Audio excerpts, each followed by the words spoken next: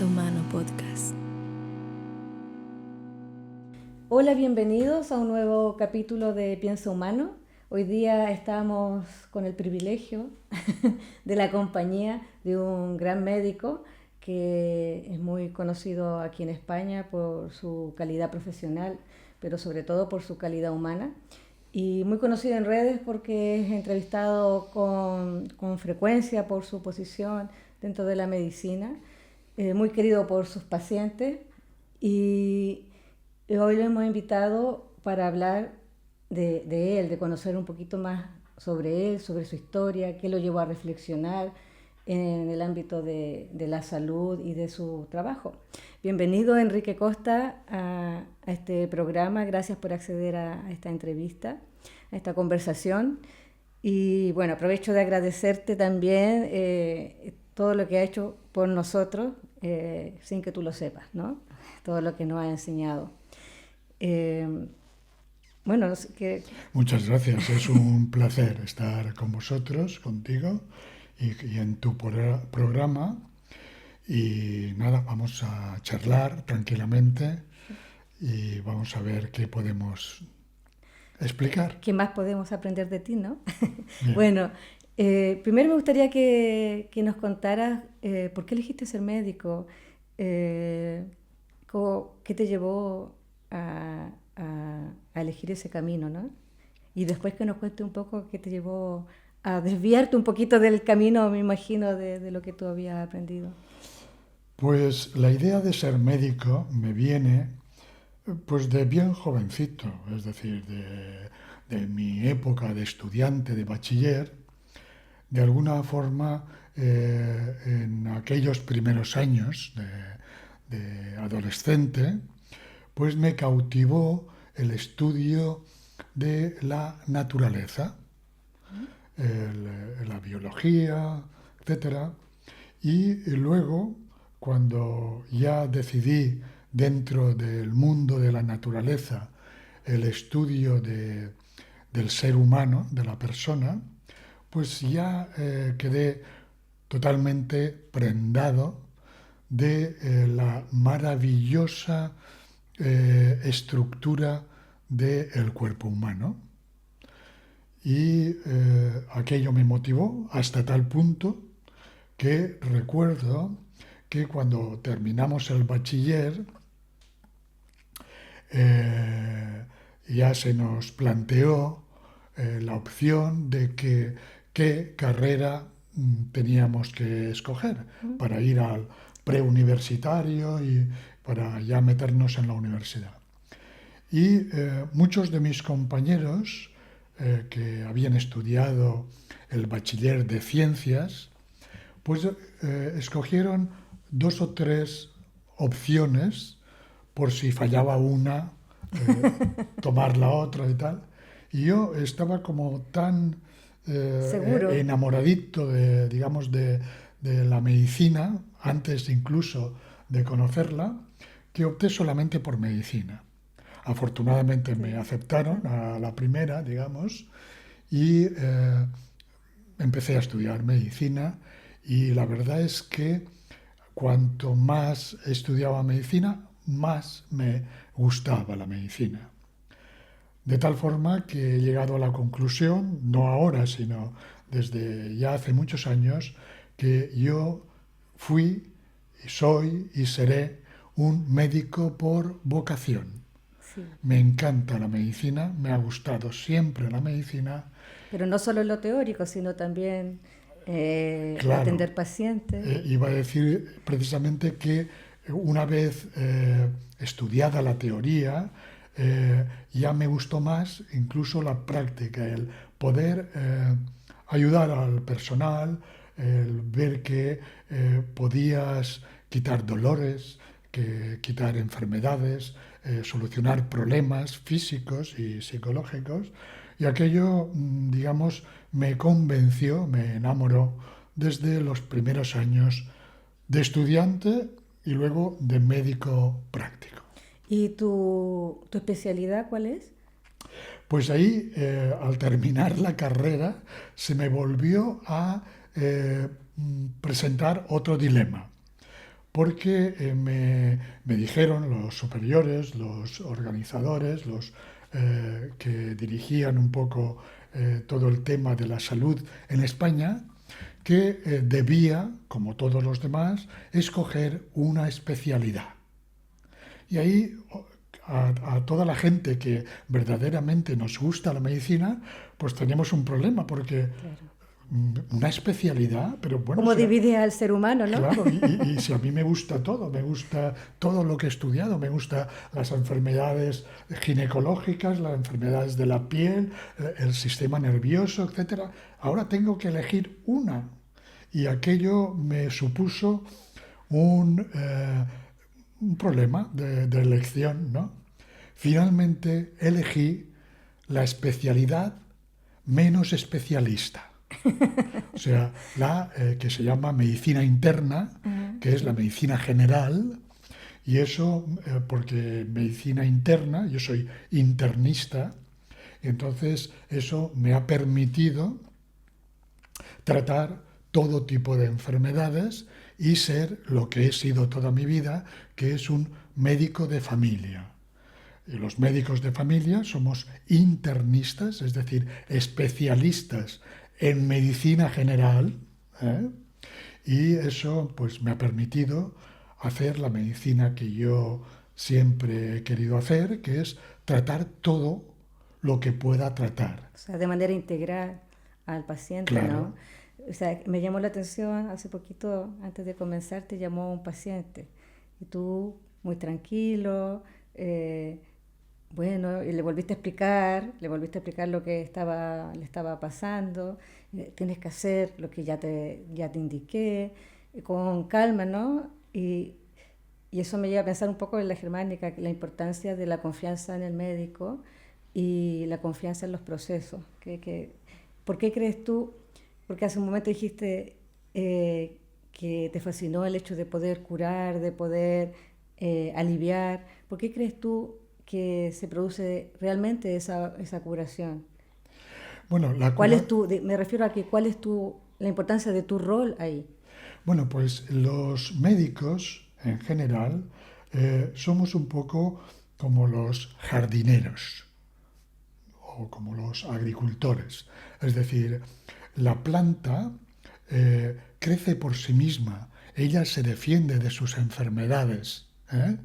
Nosotros, los médicos, lo mismo ocurre con los pacientes, las personas. Son ellas las que se curan. Nuestra misión es como dirigir ese proceso, aconsejar, observar si ese proceso de curación está siguiendo un camino fácil, un camino lógico y un camino que está llevando verdaderamente a la curación de la persona. Pero todos mis pacientes yo me encargo de decirles y de comunicarles que son ellos los que se van a curar, que han acudido a mí porque yo soy un teórico de la medicina, he estudiado los procesos, como todos los médicos, he estudiado los procesos fisiológicos y patológicos, etcétera, y que yo, al fin y al cabo, estoy un poco aquí para ayudar, ¿Mm? solo para ayudar. El que se cura es la persona, ¿Y crees que un médico, por ejemplo, puede tener un efecto nocebo en un paciente? por supuesto. Es más, esto que voy a decir no tengo ningún gusto de decirlo, pero tengo que decirlo, ya que me lo preguntas, porque estoy observando, sobre todo en las últimas décadas, que la medicina moderna, es decir, la medicina que se practica en hospitales, ambulatorios de mi país, de España y de todo Occidente en general, el efecto nocebo tanto de médicos como de los tratamientos modernos, es francamente grande y terrible. Terrible. Bueno, el doctor Hammer habla mucho de eso, ¿no? El shock del diagnóstico. que después es interpretado como metástasis, pero que en realidad el paciente va a la consulta, muchas veces pacientes que van sin tener síntomas, ¿no? Que van por esta práctica de ahora de los tratamientos preventivos y que van a hacerse, por ejemplo, una mujer una mamografía y que no tiene ningún síntoma.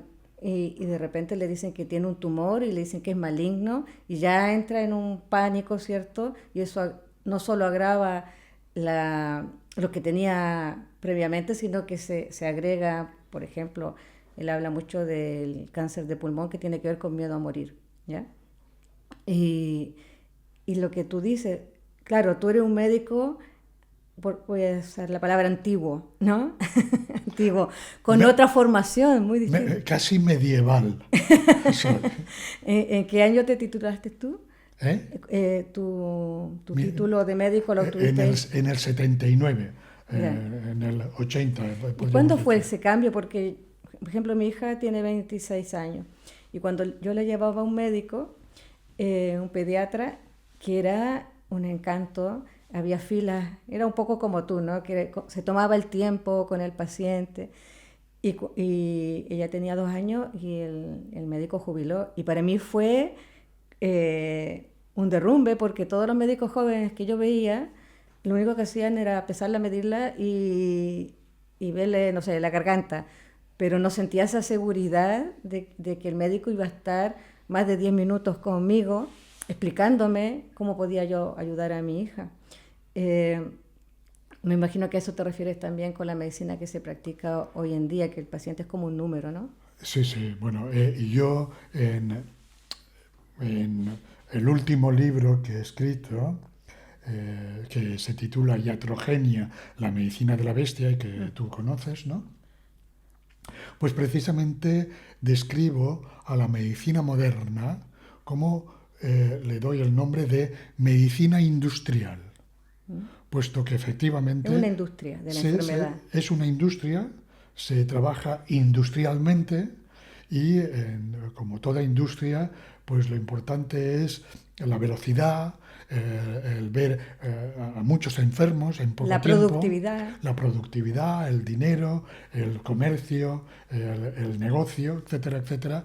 Y claro, todo eso redunda precisamente en una mala praxis y en unas consecuencias nefastas para el ciudadano que se presta a ese tipo de medicina industrial.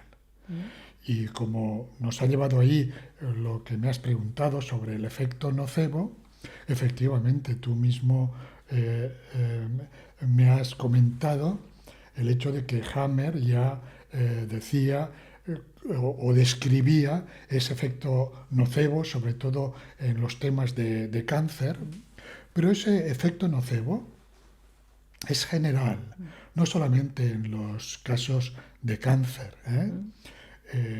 Yo hace ya muchos años, casi 30 años, me enfrenté a una gran estafa muy similar a la estafa que han fabricado sobre el COVID, ¿eh?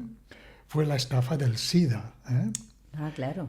Y que digo fue muy similar. Y yo entonces era un médico joven que no había aprendido todavía en la práctica esto del efecto nocebo. ¿Eh? Hasta que en ese tiempo de mi vida de médico vi cómo mucha gente sana moría porque le habían dicho que tenía una enfermedad que le iba a matar sin remedio. Y mucha gente sana, murió porque se creyó eso que le decía su médico, le decía la televisión, le decía su entrenador, le decía su novia, le decía todo el mundo que tenía una enfermedad, el SIDA, que le Mortal. iba a matar. Y la gente obedecía y moría. fue, digamos, una de mis más importantes y duras lecciones en medicina que tuve que aprender cuando era un joven médico. Qué importante lo que estás diciendo, porque yo creo que muchos médicos no se dan cuenta del poder que tienen sobre las personas, porque el ciudadano promedio lo que ve al médico como casi un dios, ¿no? Que sabe de cómo funciona el cuerpo y cualquier cosa que se le diga puede dañarla o puede favorecerla, ¿no? Que tú le Claro, dices, tienes un mes de vida, no hay nada más que hacer, o le dices, mira, hay una posibilidad, cambia rotundamente cambia. el resultado. Totalmente, totalmente. Aparte de que aquellos médicos que se atreven a decir tienes un mes de vida o un año de vida, etcétera, es decir, si fueran verdaderamente sinceros y buenos médicos, sabrían que eso no se puede decir, primero por el efecto nocebo que eso produce y segundo porque no lo saben. Exacto. Porque yo, a lo largo de mi vida de médico, me he encontrado con varios casos de que me han venido y me dicen, bueno, vengo a verle, doctor, etcétera, pero a mí ya me habían dicho que tendría que haber muerto hace unos cuantos años, porque un médico me dijo que tenía pues medio año de vida o 2 años de vida, etcétera. Han pasado 12 y aquí estoy. Es decir, el tema es doblemente grave. Primero, porque como estamos hablando, ese tipo de sentencias, primero, no sirven para nada. Segundo, son nocebas, es decir, eh, Hacen eh, daño. hacen daño, intoxican y como todos los tóxicos, pues perjudican al enfermo. Y en tercer lugar, quien lo dice no lo sabe, No lo sabe. no lo puede saber, porque ¿cómo puede reaccionar un cuerpo en cualquier momento de la vida? No se sabe. Por eso, además, ocurre que en medicina, esto la gente o alguna gente lo sabe, pero muchos cánceres se curan a pesar incluso de ser tratados por la medicina moderna, y cuando se curan, el médico admite que es una curación espontánea. Claro. Es decir, no se explica cómo ha curado, pero ha curado. Y eso que el médico pensaba que era incurable. Incurable. Y entonces dicen, pues ha sido una curación espontánea. Bueno, pues si hay curaciones espontáneas, ¿cómo te atreves tú a decir a alguien que va a morir de esa enfermedad? Hay una historia de aquí en Barcelona, de un paciente que no hablaba, él hablaba castellano y el médico catalán, entonces no le entendió muy bien y que le dijo que le quedaban 3 meses de vida, que no había mucho por hacer y él le pregunta al médico qué es lo que puede hacer. Entonces dice, bueno, disfruta con tu familia, haz lo que te gusta, o sea, como diciéndole aprovecha lo que te queda, ¿no? Y vuelve a los 3 meses y no tenía nada. Y el médico sorprendido le pregunta qué es lo que hizo. Bueno, hice lo que usted me dijo, fui con mi familia, viajé, disfruté y resultó el tratamiento, digamos, Sí, sí. pero porque él lo entendió mal. Y hace poco leía en Argentina un chico que estaba en coma, ¿ya? Que desde la germánica eso es una epicrisis que puede durar varias semanas, ¿no? Una epicrisis de conflictos que se dan en la corteza sensorial. Y estaba en coma y le dicen al padre que hay que desconectarlo y obviamente sacar los órganos y todo lo demás, ¿no? El negocio también que hay ahí. Y el padre defendió a su hijo con una pistola, amenazó a los médicos para que no lo desconectaran. Y después el hijo, bueno, está vivo. Y el hombre fue a la cárcel, el padre fue a la cárcel y no los médicos, que querían asesinarlo. O Claro, sea, uno podría ver eso como defensa propia, ¿no? claro. Pero el sistema está hecho de que el médico sabe lo que hay que hacer, entonces está muy integrado también en el paciente, por eso es tan importante lo que tú estás diciendo. Eh, cuando tú abordas a un paciente que en el fondo tengas claridad de lo que tienes que decir o no. Una vez yo vi una entrevista tuya de que hablabas de cómo le cambian el nombre a las enfermedades. ¿Nos puedes hablar un poquito de eso? Mira, de hecho, ese proceso de cambiar de nombre a las enfermedades ha sido utilizado por la medicina moderna para afirmar que los pinchacitos preventivos han hecho desaparecer enfermedades. Claro. Y eso lo han conseguido cambiándoles el nombre a la enfermedad. La gente que nos escuche podrá pensar que esto es bastante raro o incluso increíble, pero os voy a poner un ejemplo recientísimo. Es el ejemplo del propio COVID. En el 2020 yo estaba en casa comiendo cuando en enero, a principios de año, salió por los noticiarios el tema de que había aparecido una nueva enfermedad provocada por un nuevo virus, ¿no? Y recordaréis que decían que ese nuevo virus y esa nueva enfermedad se caracterizaba porque producía fiebre, tos, catarro, dolores musculares, pérdida de olfato y de gusto, algunas veces neumonía, etc. Yo, mientras oía todo eso, precisamente porque soy un médico de familia y me he pasado 40 años curando gripes y resfriados, etcétera, etcétera, cuando oía cómo describían a esa nueva enfermedad, yo dije, ¿eso es gripe? Claro. Eso es la gripe.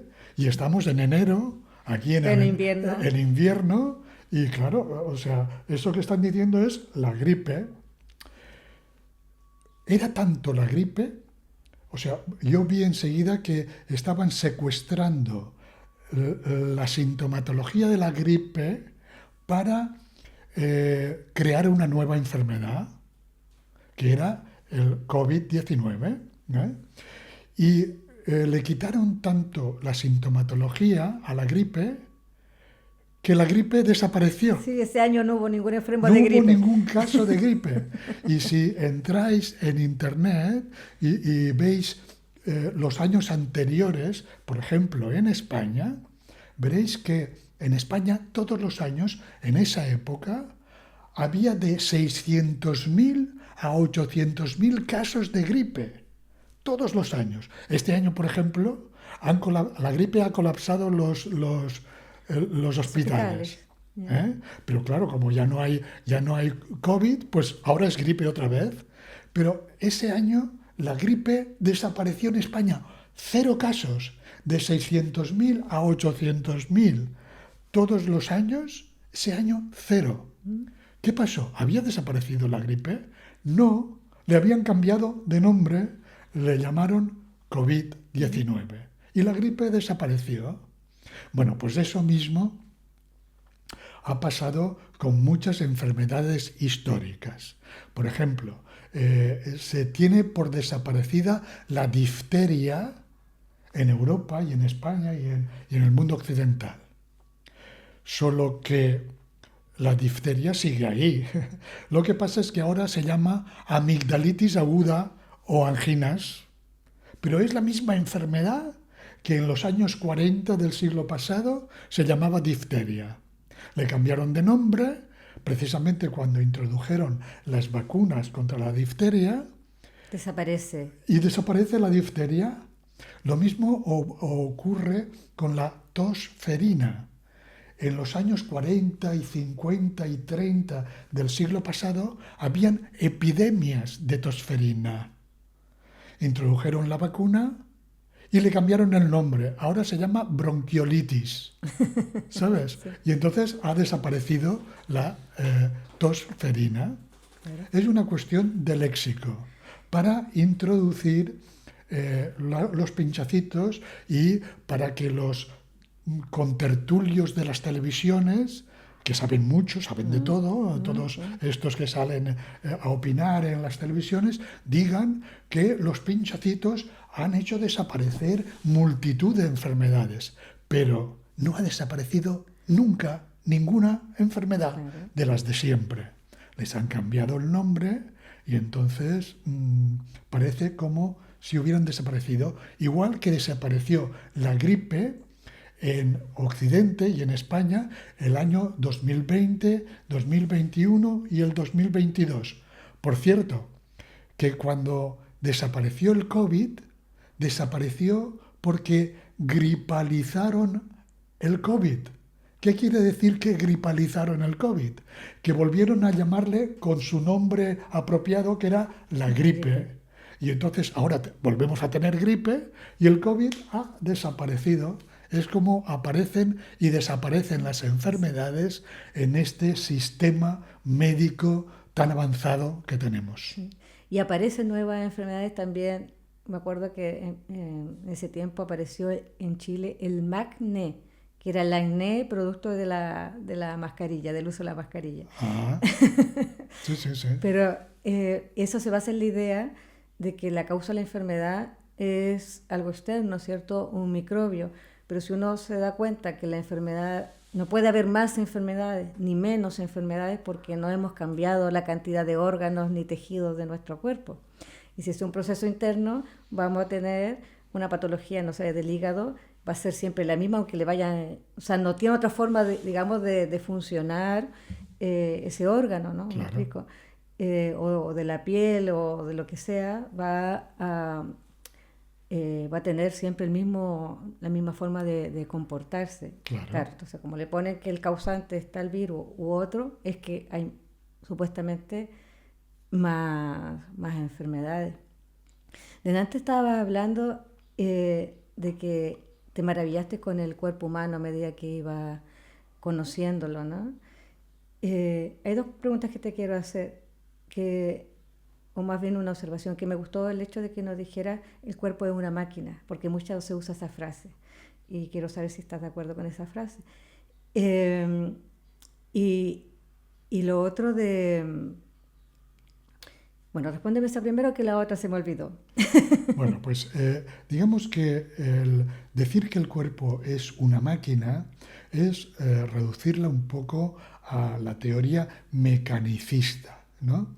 Es decir, digamos que se puede decir que funciona en determinados momentos y determinados sistemas como una máquina. Pero no es una máquina. ¿Por qué? Porque una máquina, no hay ninguna máquina que sea inteligente. Y nosotros somos inteligentes. Somos inteligencia que habita, digamos, un cuerpo y lo dirige. Y esa inteligencia no solamente es una inteligencia que posee razón, sino que posee sentimiento, emoción, y todo eso influye en esa parte, digamos, corporal o material que se puede más identificar con la máquina. Digamos que, en todo caso, si nos atreviéramos a decir que nuestro cuerpo es una máquina, tendríamos que añadir que es una máquina poseída por la inteligencia y por la emoción. Es más, y por el espíritu.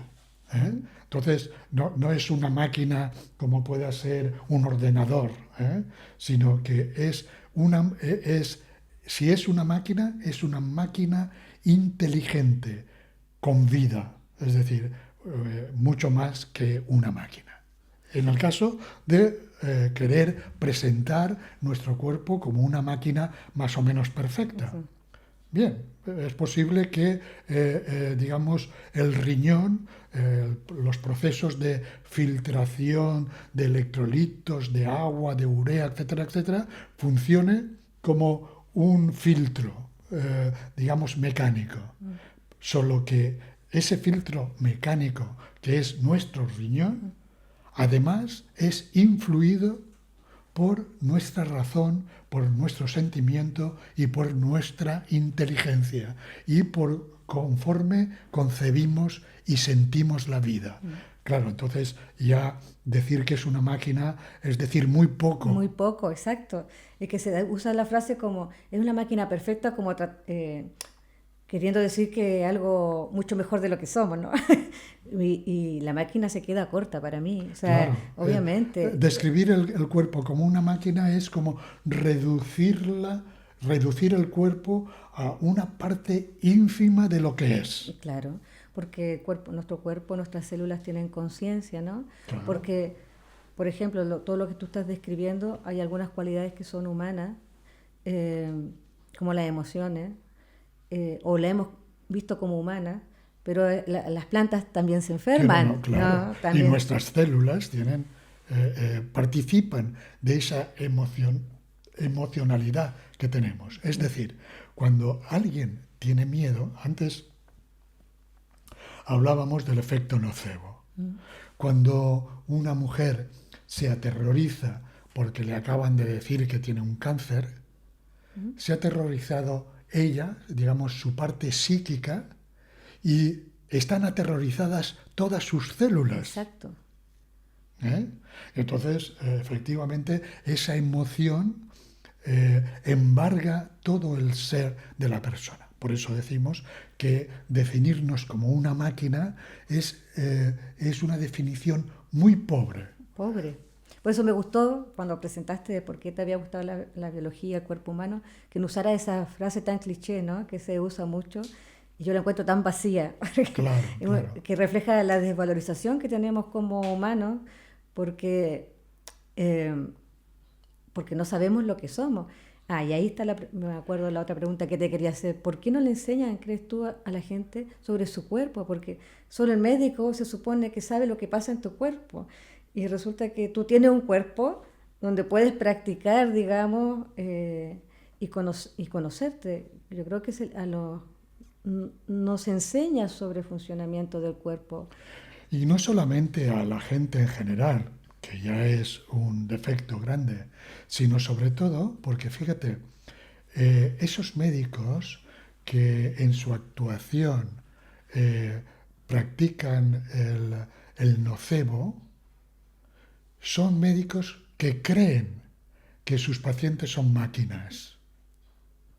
Es decir, el tema es ese, es decir, que yo desde luego no lo creo, ya te he explicado que solamente se puede reducir algunas funciones fisiológicas al maquinismo, todo lo demás es humano.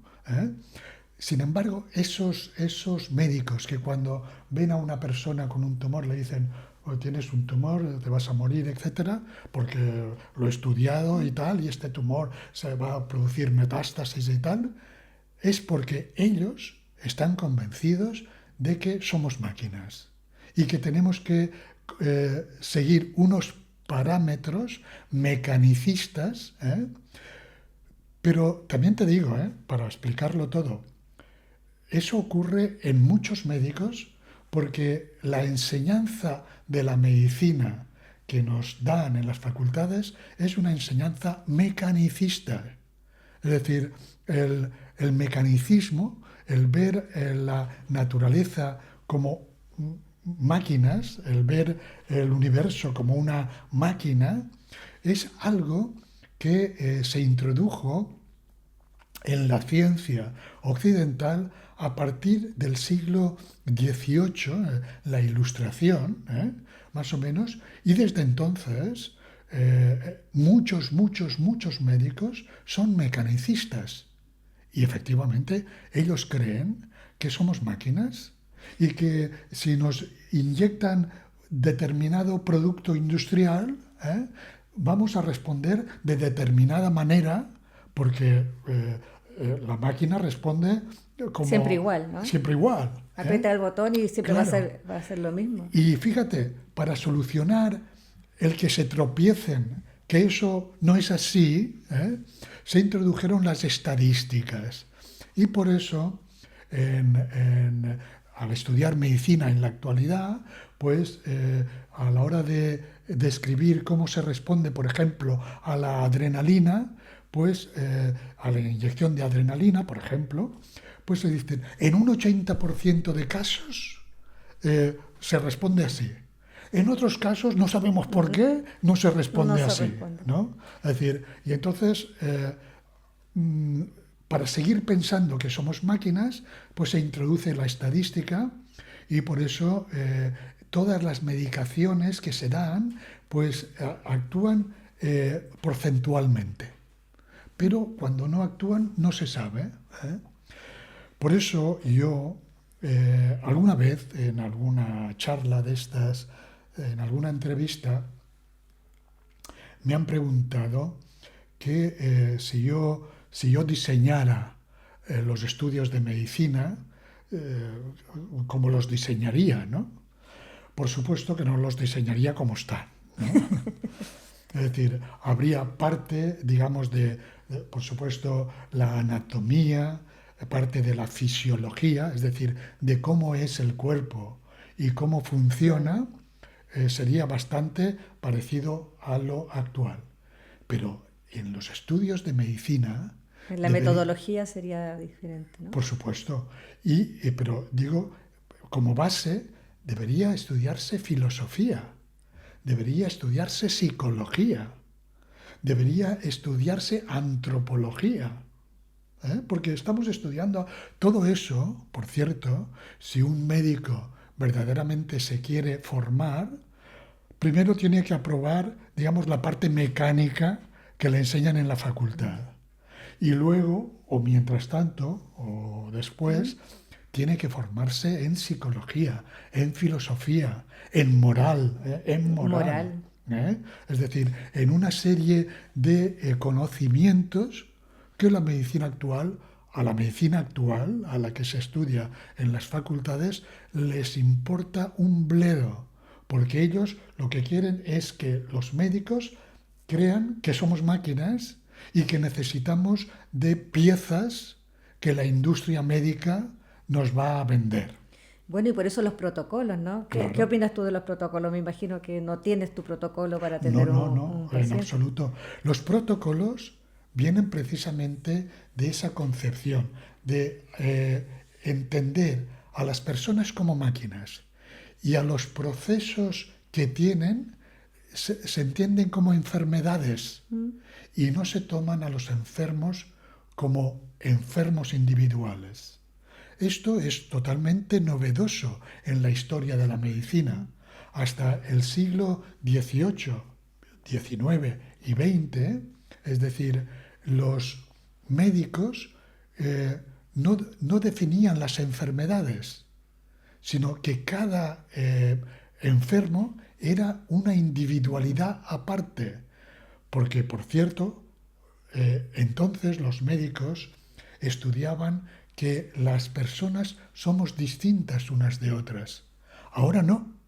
En las facultades españolas, norteamericanas, incluso hispanoamericanas, que todas están subidas en la modernidad, ¿no? Es decir, no se estudia, por ejemplo, que las personas somos distintas y que unos tenemos unos temperamentos y otros, unos tenemos unas constituciones y otros otras. Incluso anatómicamente hay diferencia. Claro, no hay más que ver personas, pues eso, unas son altas, otras son bajitas, unas son obesas, otras son delgadas, coman lo que coman. Es decir, si fuéramos máquinas, seríamos todos iguales. Claro, seríamos clones.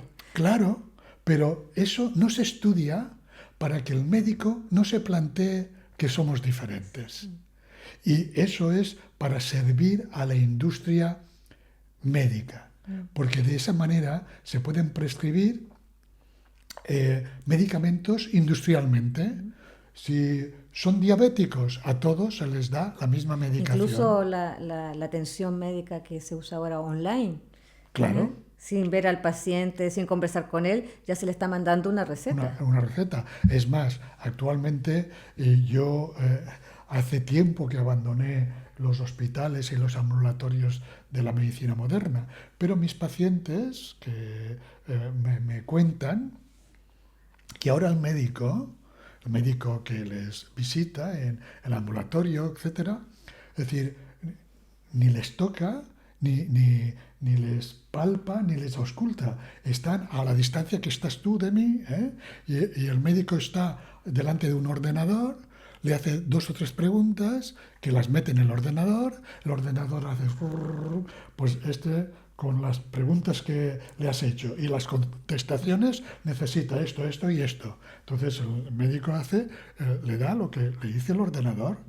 ¿Por qué? Porque esa persona que está delante del médico, para el médico y para el ordenador, es una máquina. Bueno, eso también se está viendo en la medicina natural.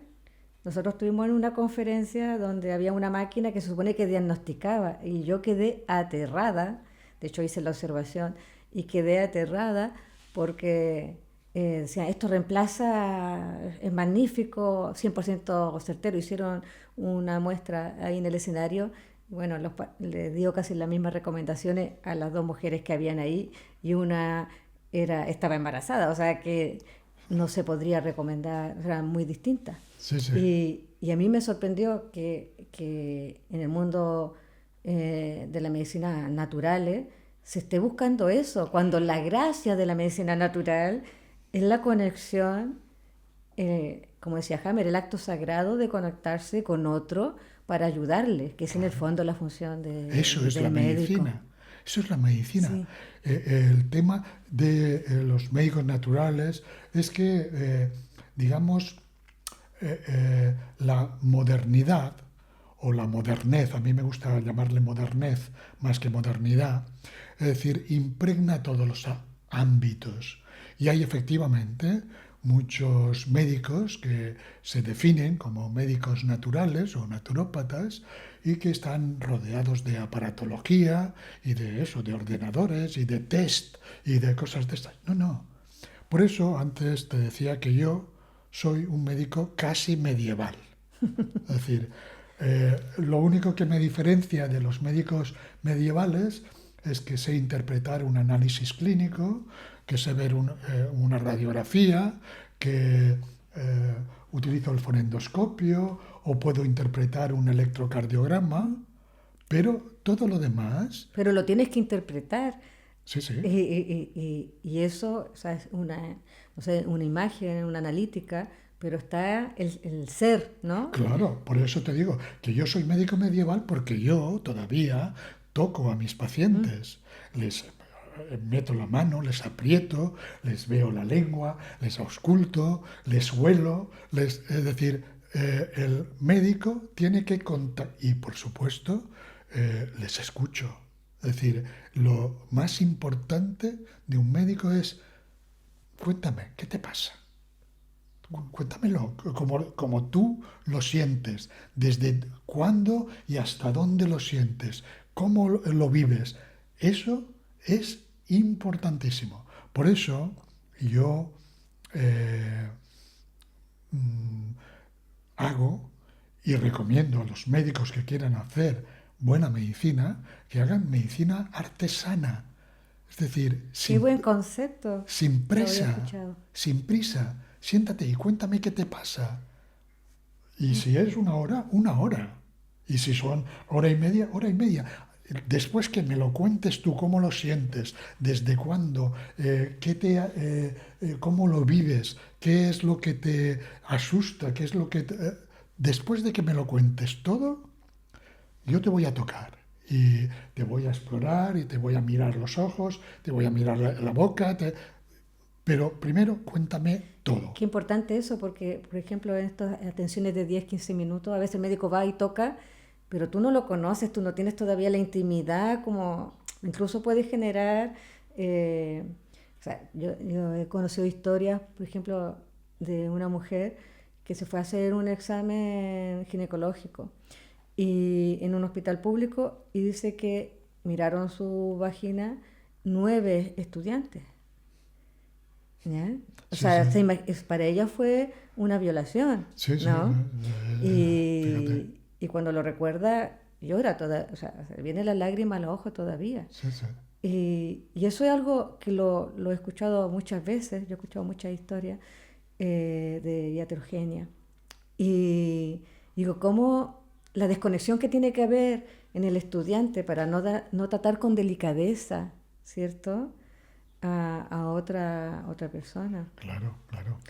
Bueno, yo podría estar todo el día conversando contigo, pero te quiero hacer dos preguntas más. Una, tu opinión sobre la eutanasia. Eh, ¿Qué opinas tú de esto que ahora, o sea, tengo súper clara mi posición, que estoy en contra de la eutanasia, por dos motivos, porque nadie tiene derecho a matar, y también pensando en el médico, porque cuando alguien decide realizar una eutanasia, alguien tiene que realizarla, Sí, ¿no? hacerlo, sí. En el fondo estás obligando a matar, ¿no? ¿Qué opinas tú como médico de ese Bueno, pues procedimiento? yo efectivamente, yo además soy creyente, soy católico, entonces estoy en contra de la eutanasia. Eh, el médico, una de sus principales funciones es acompañar en la muerte, ayudar a morir, pero ayudar a que esa muerte sea una muerte querida por Dios, que es decir, a acompañar al enfermo hasta el final, pero nunca, bueno, es más, yo desde mi moral pienso que la eutanasia es un crimen. Exacto. Pero ahora se usa con el eslogan de que es por compasión. Por ejemplo, hace una semana murió una persona que yo conocía, pero en realidad era un hombre de casi 90 años que tenía una neumonía y lo llevaron al hospital y le dijeron, no, no hay nada más que hacer, es mejor que no sufra, ¿no? Y le ponen la morfina y ya. Entonces es Sí, como... Y la familia está de acuerdo, sí, ¿no? sí, bueno, todo eso es, digamos, yo lo interpreto como comodidad, egoísmo, ya la persona no produce más que, digamos, molestias para los que están y de alguna forma, pues es que la comodidad, el egoísmo, etcétera, forma parte de esta cultura moderna de ahora. ¿Eh? Y por eso, no solamente a gente de 90 años, sino a gente más joven, que tiene enfermedades catalogadas de incurables, pues las liquidan. ¿Eh? Pero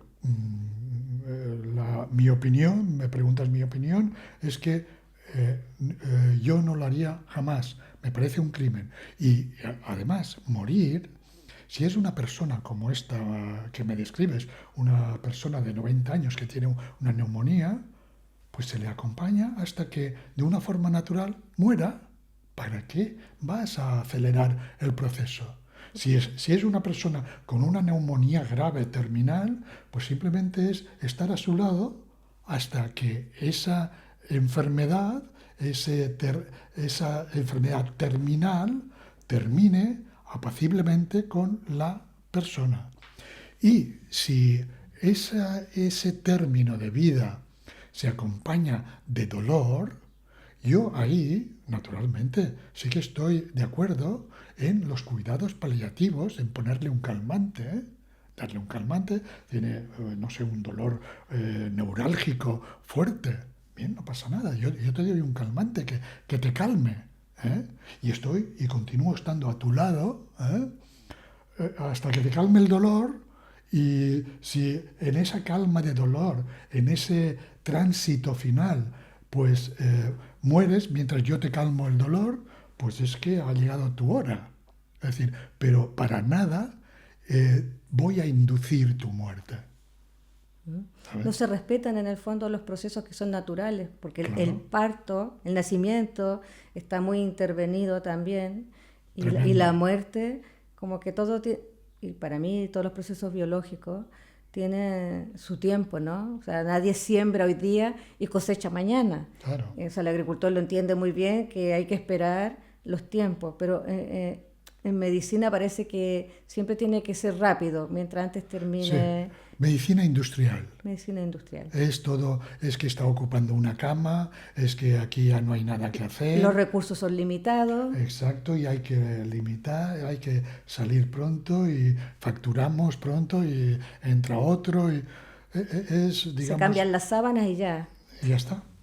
¿Eh? Es este tipo de medicina de la modernez que es una medicina industrial, una medicina donde se valora más el beneficio económico que la bondad en el trato, en el, en el curso de la enfermedad. Bueno, el doctor Hammer por eso también decepcionado de esta medicina es que cuando eh, eliminó el nombre de Nueva Medicina Germánica, ¿no? Sacó la palabra medicina de sus descubrimientos, porque lo asociaba a medicina no a salud, ¿no? Sino a más bien una especie de crimen organizado para él. Eh, Cuando llegamos nos dijiste que tú habías estado con Hammer, yo te dije no me cuentes nada, porque me gustaría cerrar esta conversación, que nos cuentes Bueno, pues la verdad eso. es que es bastante corto lo que tengo que contar de Hammer. Yo era un médico más joven de ahora, hará como también unos 30 años que fui a unas charlas que dio Hammer, quizá también cuando él empezaba o llevaba una decena de años con su visión de la medicina germánica, que dio unas charlas en Barcelona, Ah, ya. cuando la Asociación Plural 21, entonces se llamaba Cobra, o sea, que Cobra. se llamaba Cobra, sí, por las siglas, no por el nombre de la serpiente, sino Sí, por pero no me acuerdo cuál era vamos, la significación, pero ya era una organización, digamos, disidente, alternativa, y allí conocí a Hammer, le conocí, como te digo, en dos conferencias que dio un fin de semana y bueno, poco más te tengo que decir, porque yo entonces, ya, aunque yo ya era médico, me estaba precisamente como iniciando, ya me había decepcionado bastante de la medicina moderna que había estudiado en la facultad, ya empezaba a hacer yo, empezaba a utilizar plantas medicinales, empezaba a utilizar acupuntura, homeopatía, etcétera, etcétera, en sustitución a la propia medicina que me habían enseñado en la facultad, esa medicina mecanicista de la que hemos estado hablando hace unos minutos. Y conocí a Hammer, me pareció un tío valiente, tío claro, un personaje como el que fue en sus últimos años, un personaje eh, tan comprometido con la medicina, era un médico vocacional como yo, y que pues eso se enfrentó a todo un sistema que le persiguió, que le presionó y que le maltrató, pero a pesar de ello se mantuvo y, y eso, y gracias a él pues hemos conocido una visión, fíjate, porque yo dentro de esta formación postuniversitaria que he tenido que hacer para convertirme en el médico que he querido ser, ¿no? Estudié la medicina tradicional china, por eso conozco la acupuntura y la practiqué y la practico de vez en cuando en determinados casos durante todo mi, mi curso de médico, ¿no? Y también estudié la medicina ayurvédica, la medicina tradicional hindú, he estudiado la medicina hebrea, es decir, un poco siempre tratando de formarme más allá, mucho más allá de lo que me habían formado en la universidad, ¿no? Y descubrí que mucho de lo que decía Hammer es la medicina de toda la vida.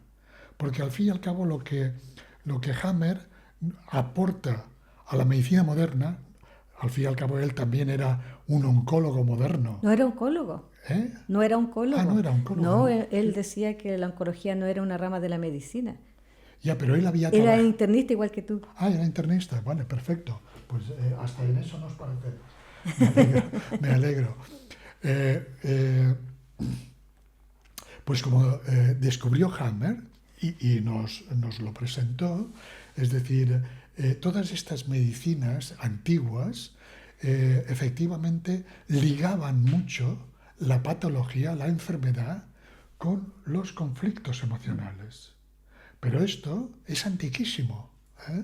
Por ejemplo, la propia medicina china, la medicina hindú, la propia medicina hipocrática, que está también, que es la medicina que se ha practicado en Occidente durante miles de años y que está totalmente olvidada, pues también relaciona la patología física con los procesos emocionales, sentimentales, incluso intelectuales, etc.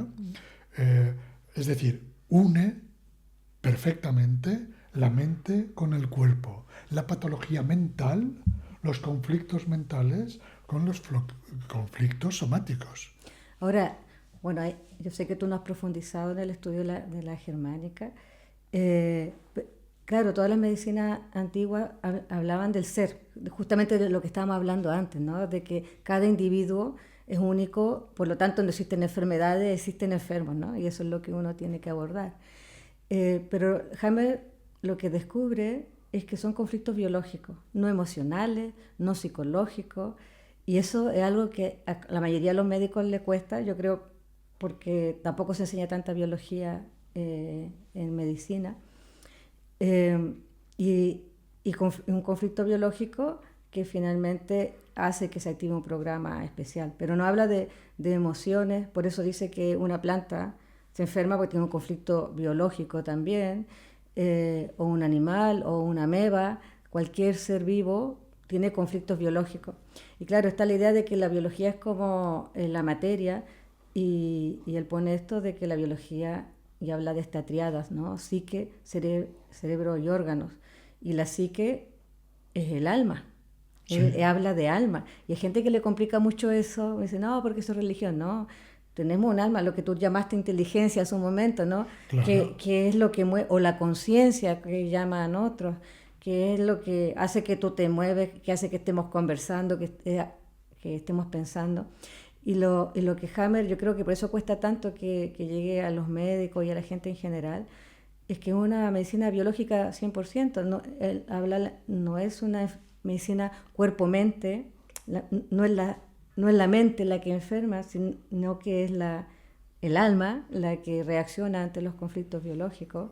Entonces yo te invito a profundizar porque me gustaría expresarte lo que he sentido en esta entrevista, que o sea, yo he conocido muchos médicos que son divulgadores de la nueva medicina, pero que no tienen idea de practicar la nueva medicina. En cambio tú haces nueva medicina más que ellos sin haber profundizado en la nueva medicina, porque haces honor a tu profesión, porque lo haces con amor, porque le pones alma, ¿cierto?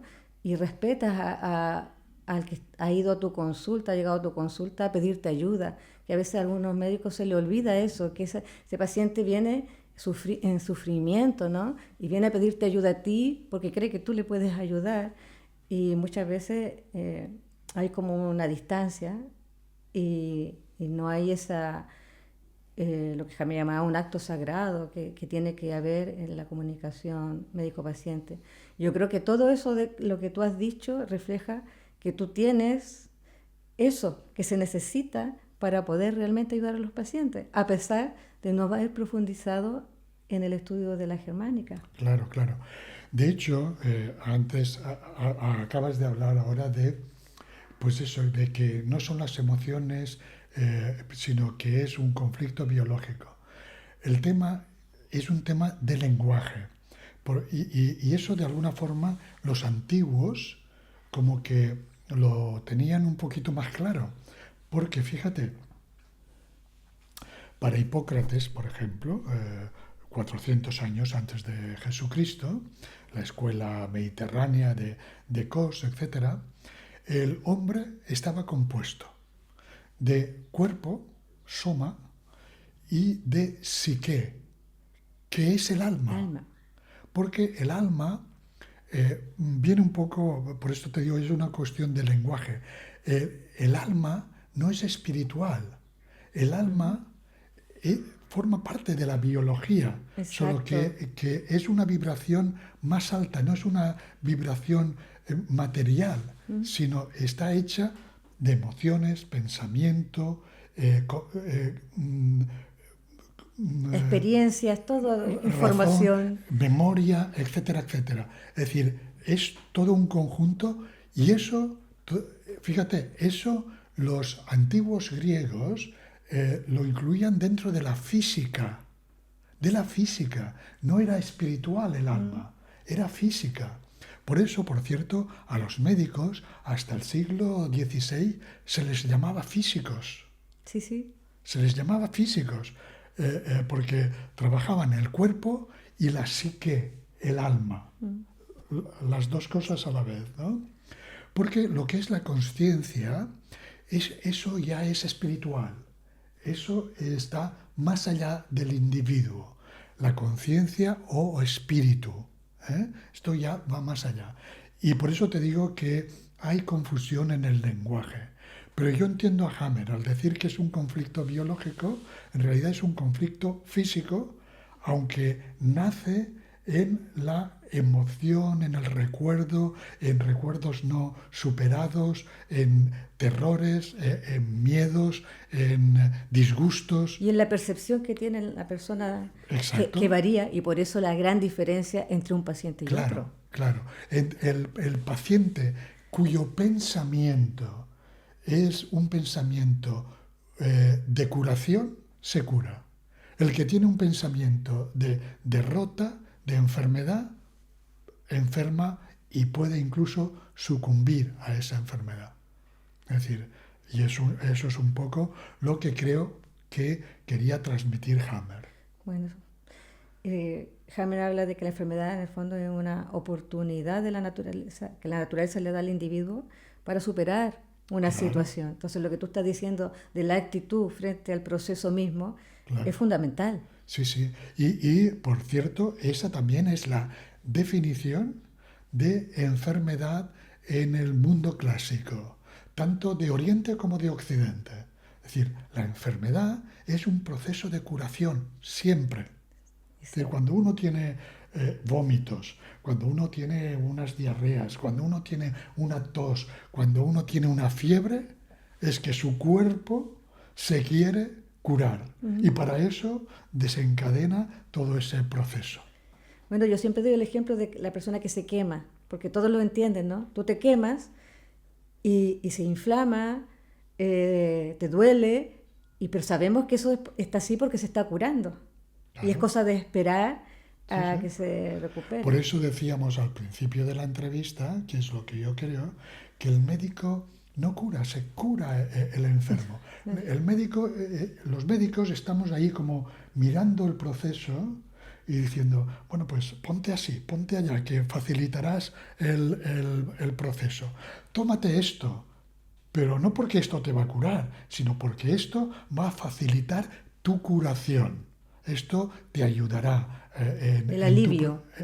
Te alivia, incluso ese proceso de curación requiere, es como, por eso te he dicho que somos un poco como jardineros. Ves una planta que está seca, porque hace tiempo que no llueve o que está en un sitio seco, y lo que haces es le aportas agua para que la planta absorba el agua. No porque tú la absorbas o tú se la inyectes, no, no. Tú le das lo que necesita para que ella eh, se cure. Saque su potencial. Y eso es, digamos, hasta donde llega el límite de nuestra actuación como médicos. Bueno, Enrique, agradecerte esta conversación que ha sido muy interesante para mí y me imagino que para todo el que te escuche después. Y agradecerte todo lo que nos has enseñado hoy día, la sinceridad con la que nos has hablado. Y yo creo que la gente va a quedar maravillada de saber que existe un médico que hace lo que tiene que hacer un médico, ¿no? No el protocolo que le enseñaron que tiene que seguir. No sé si quieres terminar con alguna... Pues nada, agradecerte a ti la visita y espero que con esta entrevista hayamos ayudado a gente. Y nada, para mí es un placer ser médico, como te he dicho. De hecho, tengo ya edad de jubilación, pero mis pacientes no me dejan. Y, y tú tampoco quieres, ¿no? Y yo seguiré ahí porque me gusta y pues hasta el final. Un médico de manos calientes, Sí, como sí. decimos nosotras. Bueno, nos vemos en un próximo capítulo. Muy bien.